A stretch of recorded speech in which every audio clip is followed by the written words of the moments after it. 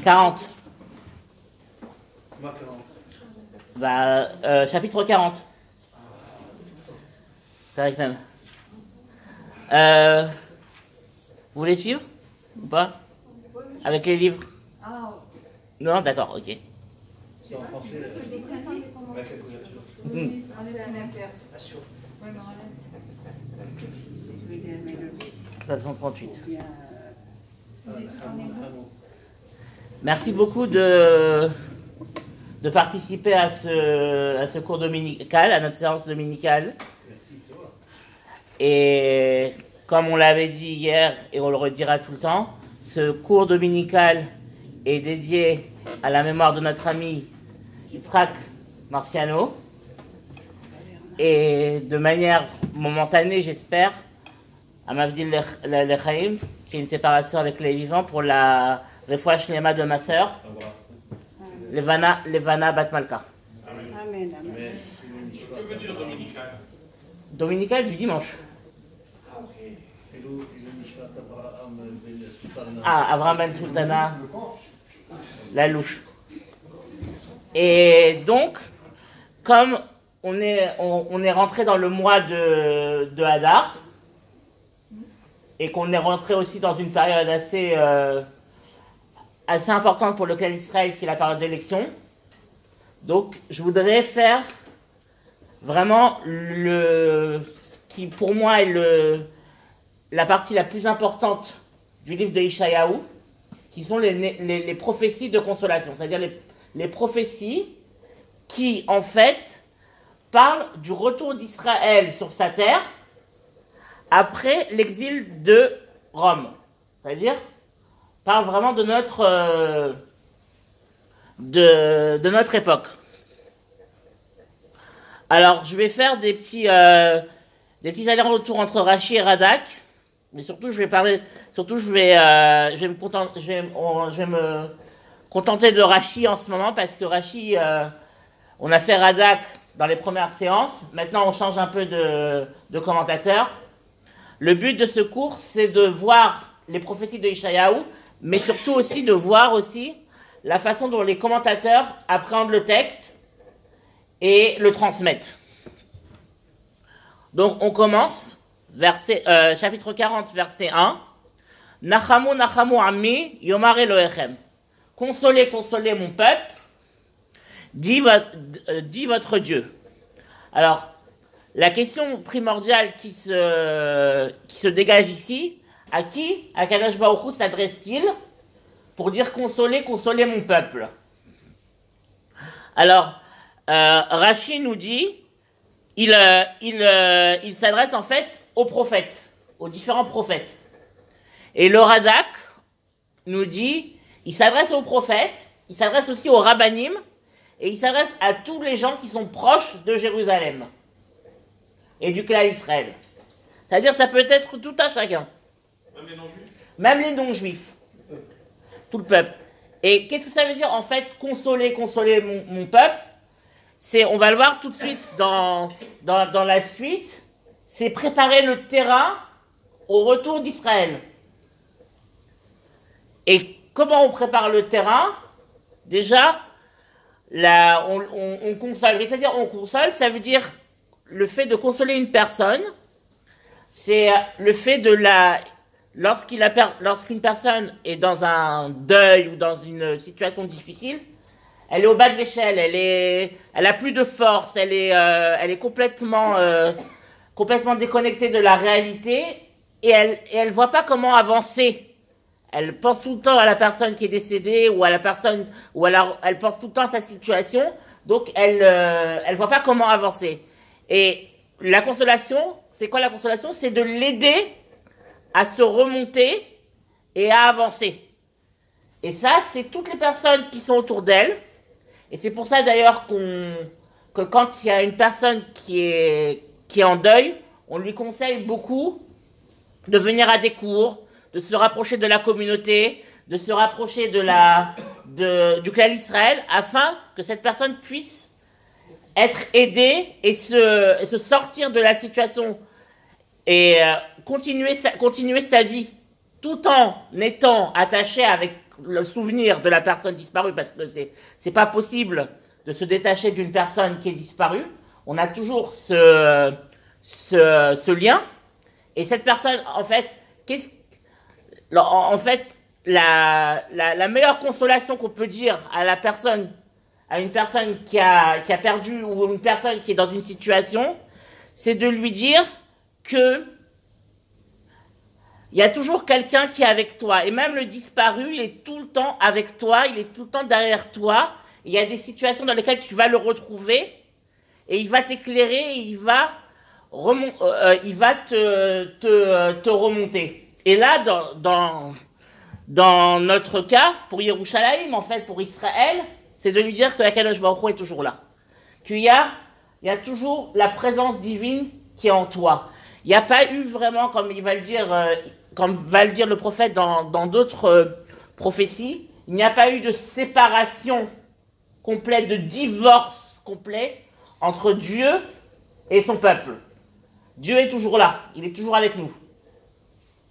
Comme disait Manitou à la Vachalom, il disait à chaque fois les goïms nous disent vous avez tué Dieu. C'était la grande accusation des goïms, vous avez tué Dieu.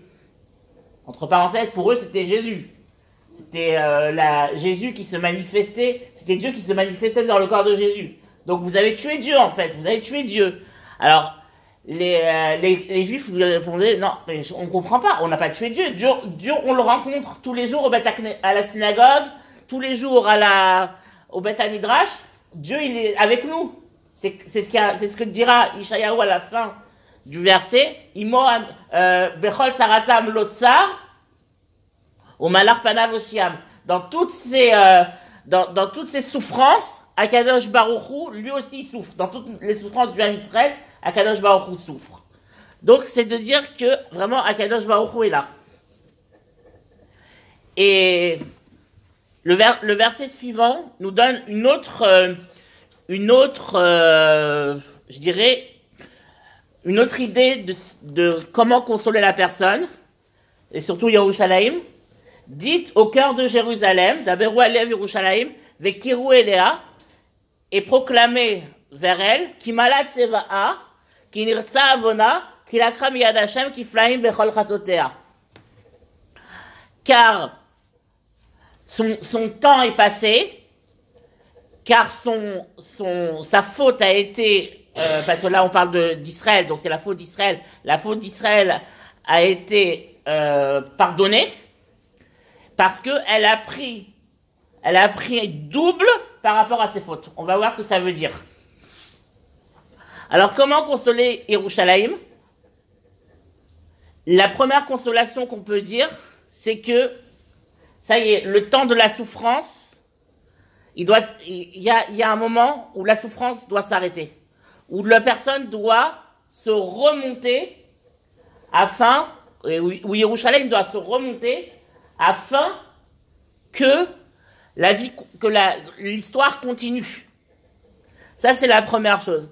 Et la deuxième chose, nous dit Rashi, qu'est-ce que ça veut dire Kimal'a Tseva, car elle s'est remplie. Tseva'a, Rashi, il dit, de garnison. Et il cite le Targum Unkolos, le Targum Yonatan, qui dit, Yerushalayim s'est rempli des exilés qui reviennent sur leur terre. Et là, je fais une digression. Maïmonide nous dit que le signe annonciateur, que le signe que nous sommes en période messianique, c'est que les exilés reviennent sur leur terre. Si vous voyez que les exilés reviennent en masse, les gens qui ont été exilés reviennent en masse, c'est qu'on est en période messianique. Et pour faire un parallèle, puisqu'on parle de consolation, pour faire un parallèle avec l'individu, qu'est-ce que ça veut, comment on peut consoler un individu? En lui disant, tu as ta famille est autour de toi, tu as tes enfants, tu as tes petits-enfants, tu as tes frères et tes sœurs, et tu dois continuer à être force et à te renforcer pour eux. Parce que tu as ton rôle, c'est de les guider et de continuer à les soutenir et à les amener vers le succès. Je continue. Kol kore bamidbar, panu derech Hashem, yasheru ba'arava mesila le'Elohenu. Il y a une voix qui se fait entendre dans le désert. Qu'est-ce que dit cette voix? Aplanissez le chemin de Dieu, frayez un chemin dans la plaine pour notre Dieu. Alors, qu'est-ce que ce verset désigne? Alors là, je vais pas du tout toucher aux commentateurs, ni à Rashi, ni à Radak. Je vais aller directement chez notre traducteur, Rabbi Yonatan ben Oziel. Rabbi Yonatan ben Oziel, pour ceux qui ne savent pas, c'était l'élève le plus, je dirais, pas le moins savant, mais dans la lignée des élèves, c'était celui qui était le moins fort en Torah des élèves de Rabbi Yochanan ben Zakkai. Et pourtant, c'est celui qui, lorsqu'il a commencé à traduire les prophètes, la terre d'Israël,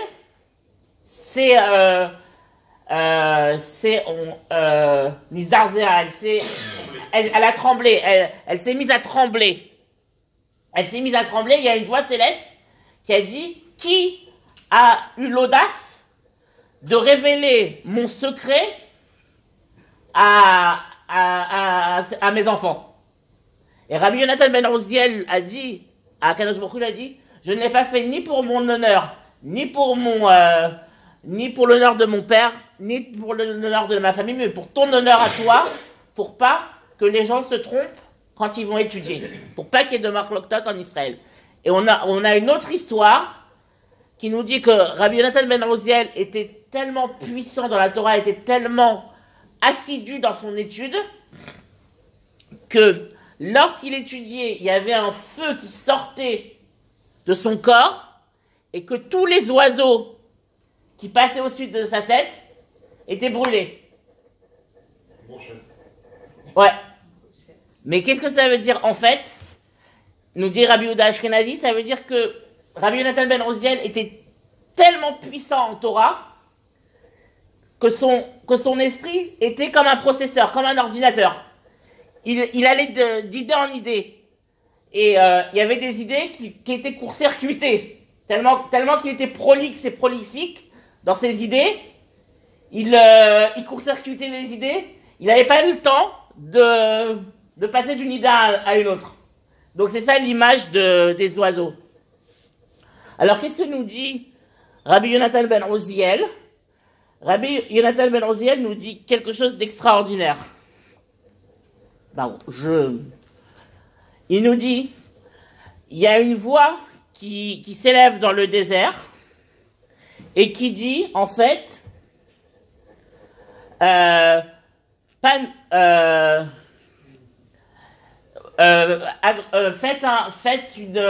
aplanissez le chemin de Dieu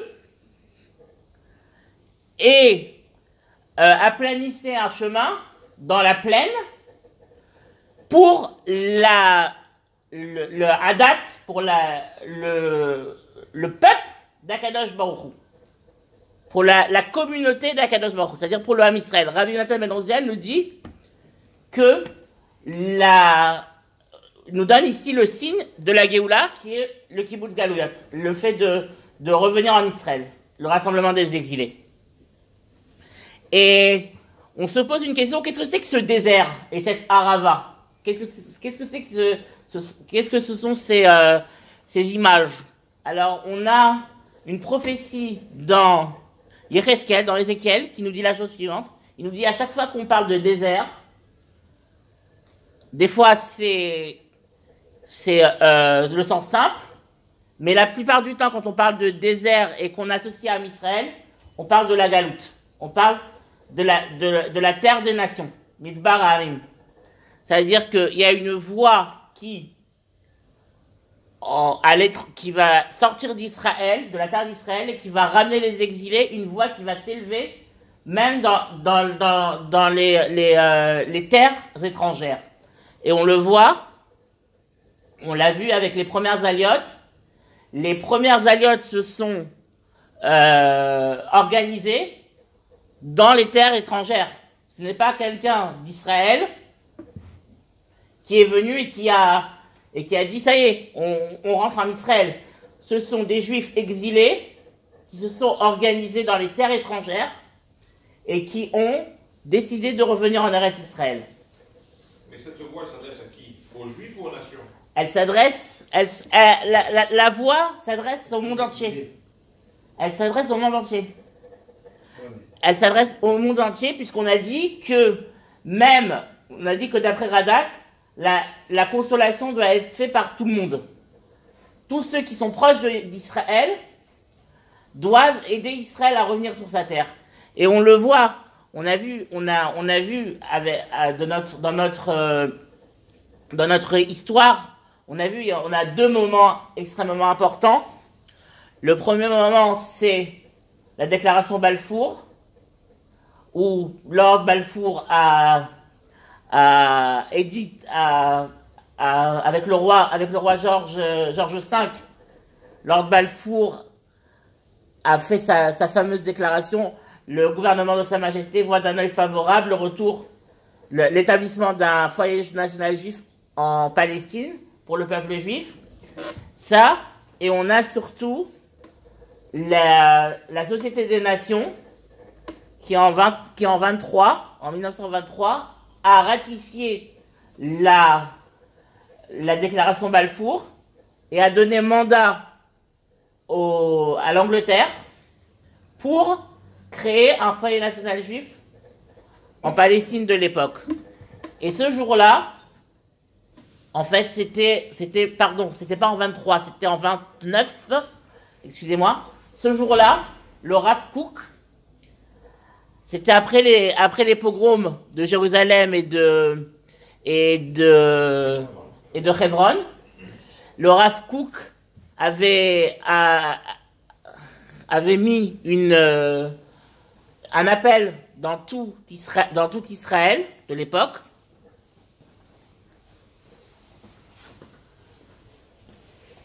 Dans tout Israël de l'époque. Et Rabbi David, c'est un cours de pshat. Hein. Oui, c'est un cours de pshat. Hein. Je laisse au pshat. C'est un cours de pshat. Et donc, le Rav Kook avait convoqué un jeune public pour demander à Kadosh Baruch Hu d'aider le Yishuv de l'époque. Et lorsque Ushishkin, qui était l'envoyé du Yishuv à la Société des Nations, est revenu et qui lui a donné la nouvelle comme quoi la Société des Nations avait ratifié la déclaration Balfour, il a eu cette phrase extraordinaire. Il a cité le verset qu'on dit dans Mizmor Shechanukat Havait le David.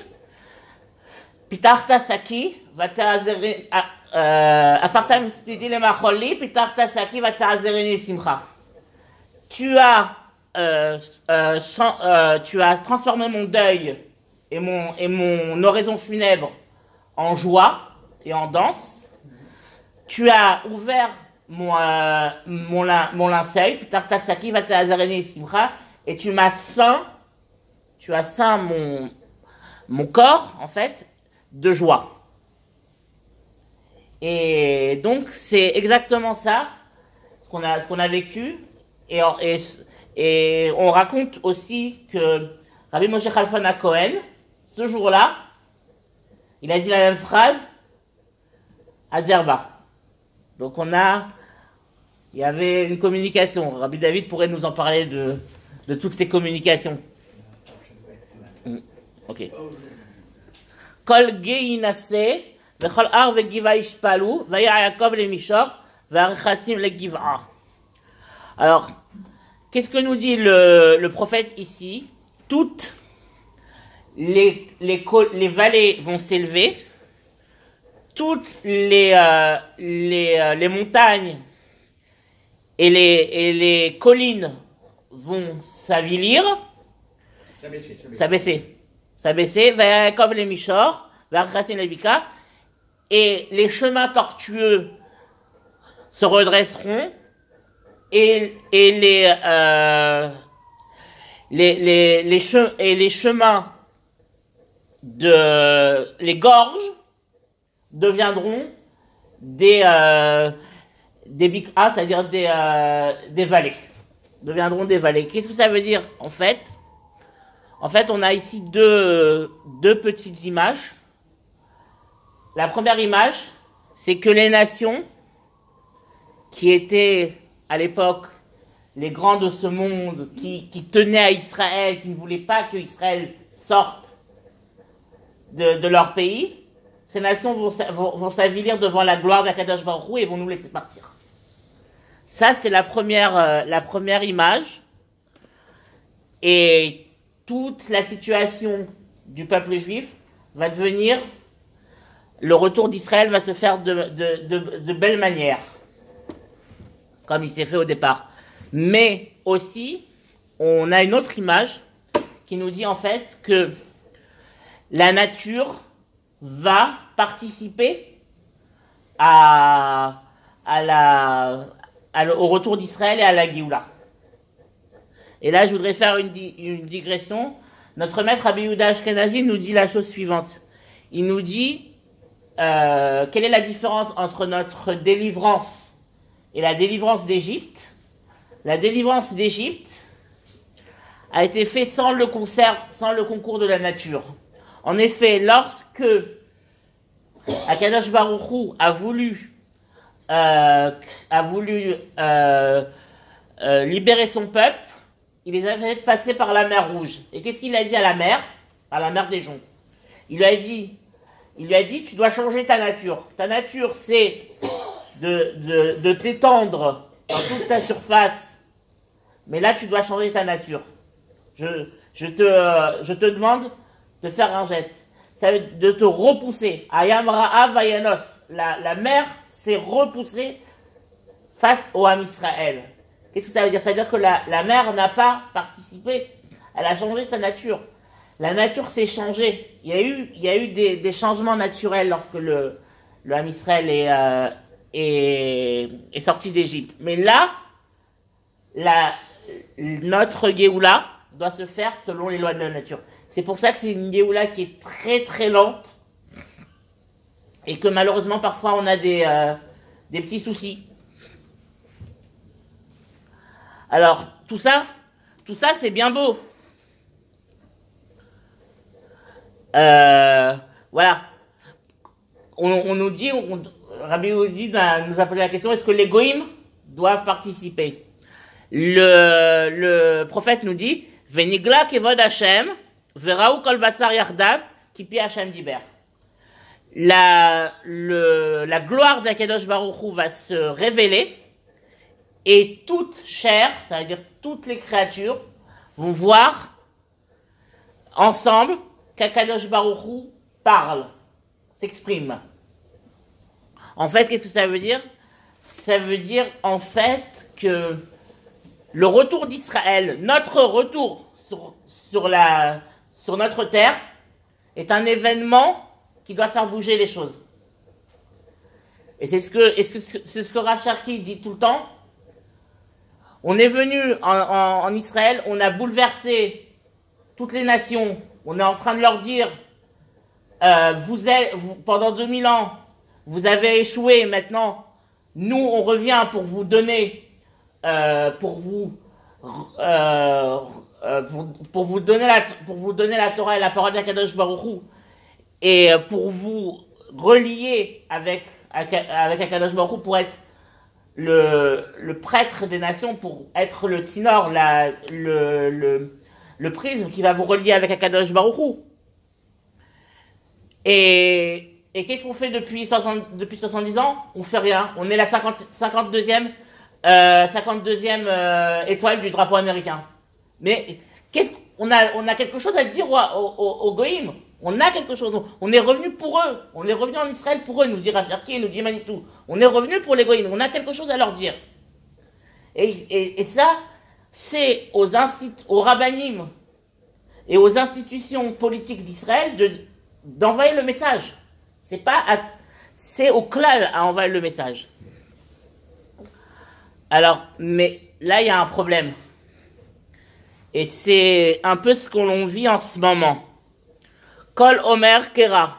Il y a une voix qui dit au prophète, parle. Dis la prophétie que je viens de te dire.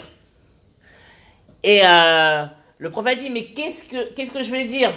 Kol Abasar Maekra, Kol Abasar Chassis, Kol Abasar Chassir, Vechol Chazdo Ketsis Asade.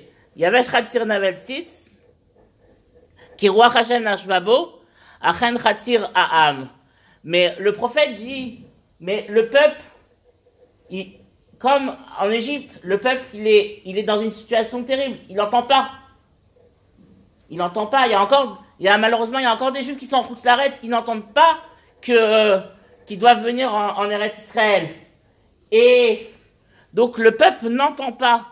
Et donc, mais Akadosh Baruch Hu lui dit, ma parole, elle est là pour durer.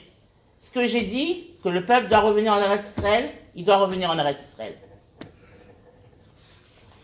Al-Har Gavoa Alilach Mevaseret Sion, Arimi Bakoach Koler Mevaseret Yerushalayim, Arimi Al-Tirai, Imri Le'are Yehuda, Ine Elohechem. Là, le prophète, la Kadosh Baruch Hu dit à Yerushalayim, il lui dit, reprends des forces et surtout, dit que Akadosh Baruch Hu est revenu sur la terre d'Israël et que le peuple doit revenir sur la terre. Et on a ici Rabbi Yehuda Ashkenazi nous dit la chose suivante. Il nous dit, on a ici un notaricode, une allusion à deux événements dans l'histoire. Al-Har Gavoa, Har c'est une montagne. C'est quoi cette montagne? Le Rabbi Yehuda Ashkenazi nous dit Har, notarikon, acrostiche, He Iyar. 5 Iyar. Ça veut dire, c'est le 5 Iyar que la Géoula doit commencer. Arimi Bakoar Koler, Koar, 28. Le 28 Iyar, c'est la libération de Jérusalem. Donc on a ici les deux dates clés de la Géoula. Le 5 Iyar et le 28 Iyar.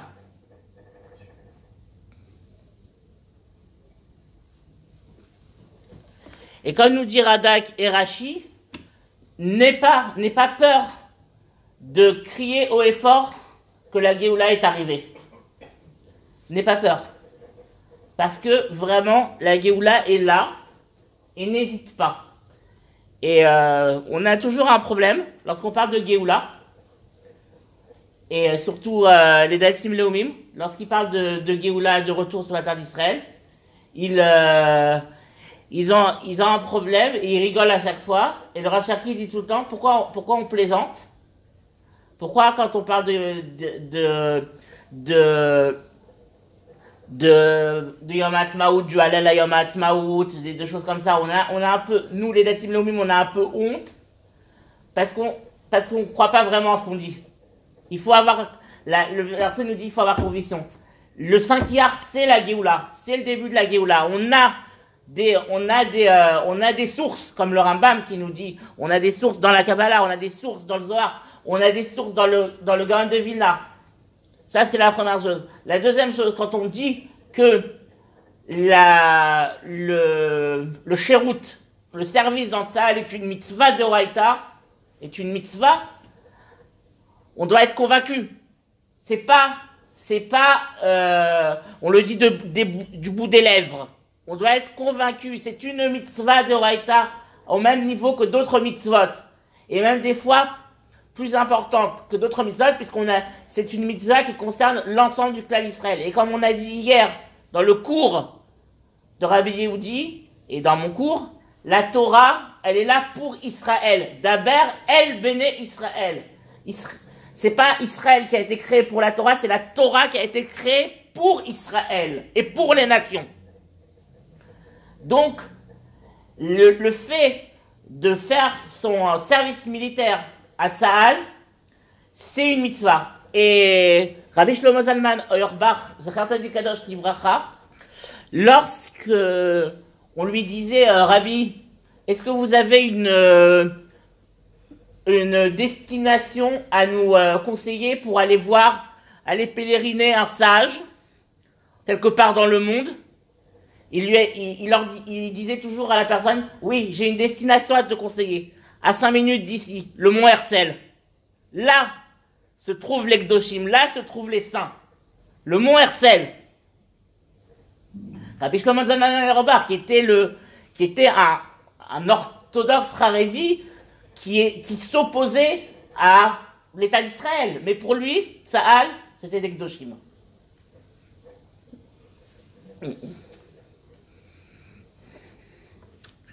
Ok. On peut même être béni par un Khayal vivant. Ouais. Aussi. Ouais. On avait l'image, la personne qui s'occupait de Zaka, elle a son petit-fils qui a fait son service militaire. Yehuda Meshi. C'est le chef de Zaka. Et lorsqu'il a fait sa prestation de serment, le son petit-fils, le grand-père, il lui a demandé une bracha. Parce que c'est vraiment une mitzvah. Le Rav Tziyuda Cohen Cook, Zechar Tzadik Kadosh Livracha, lorsqu'il voyait un chayal, ou lorsqu'il voyait des habits de chayal, il embrassait les vêtements du chayal, et il les serrait, il les caressait, il disait, ça, ce sont des vêtements de Kodesh. Et un jour, l'élève du Rav Kook, le Rav Anazir, qui était un des grands élèves du Rav Kook, ouais, du Rav Abraham Yitzhak Cohen Cook, le Nazir devait marier son fils, le Rav Shahar Yashuv Cohen, qui était l'ancien grand rabbin de Haïfa, qui est décédé d'ailleurs, Zichron Livracha, et le Rav Shahar Yashuv Cohen était en train de faire son service militaire. Et le Rav Shahar Yashuv Cohen a dit, moi je veux me marier